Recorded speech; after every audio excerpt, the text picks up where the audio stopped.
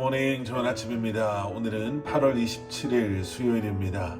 오늘도 말씀과 함께 새로운 한 날을 시작하시는 여러분들의 삶 가운데 넘치는 하나님의 은혜와 평강이 함께 하시길 기도하겠습니다.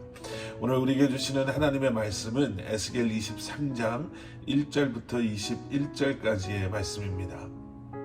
에스겔 23장 1절부터 21절까지의 말씀. 오늘 본문에는요, 음행을 행한 두 자매가 등장합니다. 그리고 4절에서는 그들의 이름을 이렇게 기록하고 있죠. 그들의 이름은 언니는 오홀라고 동생은 오홀리바다.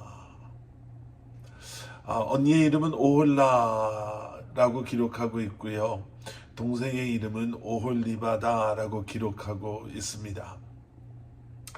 그리고 그 언니 오홀라는 북이스라엘의 사마리아를 상징하고 있고, 동생 오홀리바는 남유다의 예루살렘을 상징한다 라고 이제 4절 뒷부분에서는 기록하고 있습니다. 혹시 지금 생명의 삶 말씀 묵상제를 가지고 말씀 묵상을 하시는 여러분들은요, 그 페이지 148쪽 아랫부분을 보시면 그 이름의 뜻이 이렇게 설명되어져 있음을 보시게 될 겁니다. 오홀라는 그녀의 장막, 성소라는 뜻으로 사마리아를 가리킨다 라고 설명하고 있고요. 오홀리바는 그녀 안에 내 장막이라는 뜻으로 예루살렘을 가리킨다 라고 설명하고 있습니다. 이 두 이름은요, 오홀이라는 단어로 시작이 됩니다. 이 설명에서 보신 것처럼 오홀이라는 이 단어는요, 오헬이라는 단어, 히브리 단어인데요, 그 성막, 장막을 의미하는, 텐트를 의미하는 단어입니다. 그리고 구약 성경에서는 이 오헬이라는 단어는 주로 하나님의 성막, 그러니까 성전을 짓기 전에 하나님이 계시는 그 성막을 의미하는 단어로 사용되어져요. 그리고 히브리 단어는요, 그 뒤에 어떠한 그 무엇이 붙느냐에 따라서 소유격이 되는데, 무엇 아를 아가 붙게 되면 3인칭 여성형, 그래서 그녀의 라는 의미를 이제 가지게 되고요. 단어 뒤에 이라는 것이 붙게 되면 나의 라는 그러한 의미를 이제 갖게 됩니다. 그래서 오홀라라는 그 언니의 이름은 오헬이라는 성막, 그리고 라라는 그녀의 라는 의미가 붙게 돼서 그녀의 오헬, 그녀의 성막이 이렇게 되는 거예요. 그리고 그 오헬이라는 단어 뒤에 이가 붙게 되면 나의 오헬, 나의 장막, 나의 성막이 되는 거죠. 그런데 그 동생의 이름에는 오홀리바가 바로 끝나잖아요.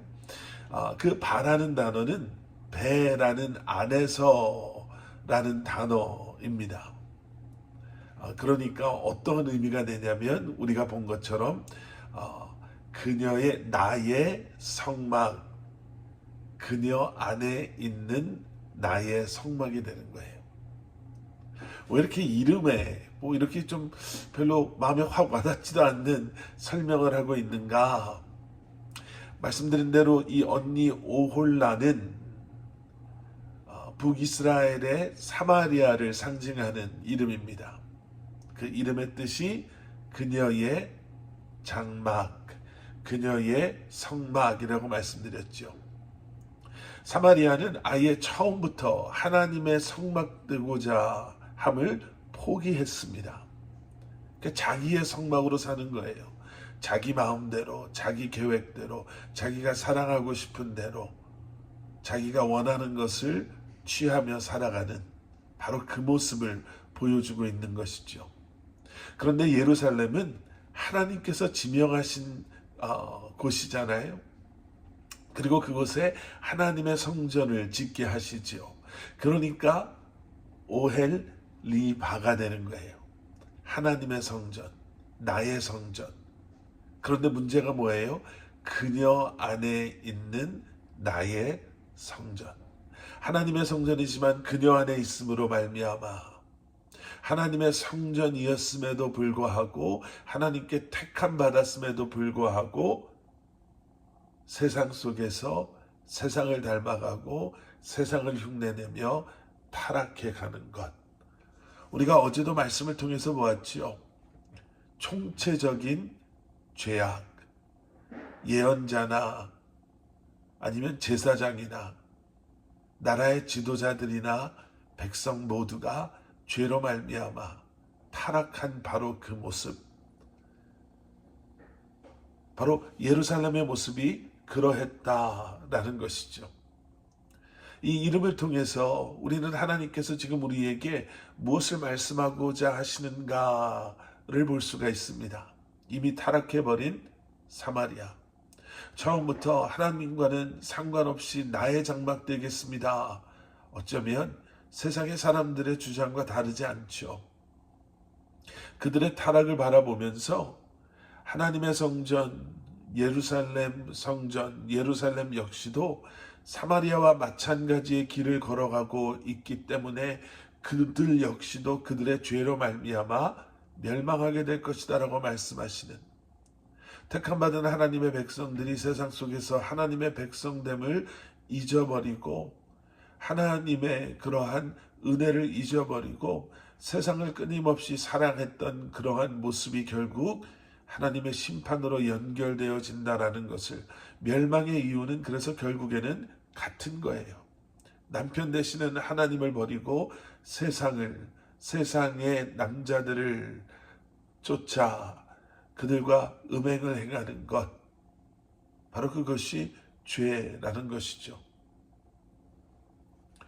그런데 여러분, 여기서 우리가 한 가지 또 생각해 봐야 할 것이 있습니다. 왜 하나님께서는 지금 하나님의 백성과의 관계를 부부의 관계로 지금 말씀해주고 보여주고 계시는가? 여러분, 지금까지 우리는 어쩌면 심판에 많은 시간을 묵상하며 지나왔습니다.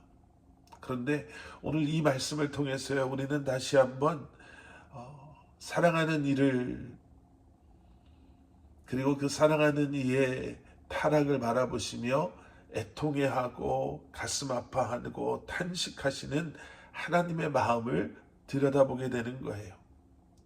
음행을 행하는 아내를 바라보는 남편의 그 안타까운 마음, 그 아내를 아직까지 사랑하기에 그 음행을 행하는 아내 때문에 탄식하며 괴로워하는 그 남편의 마음을 우리는 오늘 말씀을 통해서 볼 수가 있습니다. 그리고 죄에서 돌이키려고 하지 않는 우리의 모습이 하나님께는 그러한 아픔이 된다라는 거죠.